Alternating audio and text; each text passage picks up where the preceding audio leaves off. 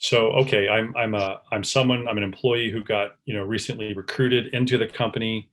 Part of my, if I'm hearing you correctly, part of my comp package was a certain number of shares at a certain price, and that price was based upon this 409A evaluation. That's correct. So the 409 evaluation, uh, in most cases, will establish the strike price for the options that are being granted to the employees. And again, the IRS gives a safe harbor. They give a certain period of time over which, for any valuation that's performed, you can issue out options at that price. And that in turn is establishes the strike price for the option grants that you're giving to your employees. And then time goes on. I'm still with the company. I'm contributing to the company's, growth and success. These 409As continue, it sounds like, on some sort of regular basis. And I thought I heard you say I and my fellow employees get to see the value of our stock increasing as subsequent 409As occur.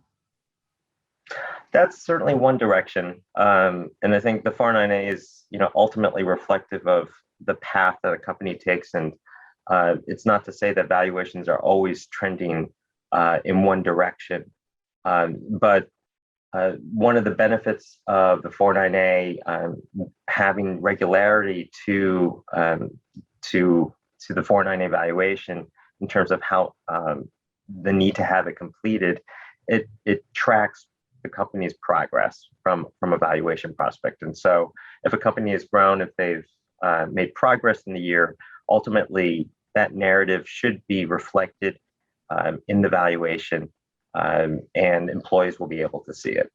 So maybe when I got hired, when the strike price of the stock that was granted to me was, I'm just making this up, 50 cents. And valuations happen, what, once a year, once every 2 years? How does that tend to work? Yeah, by and large, it's annual. I think it's a fairly reliable rule of thumb.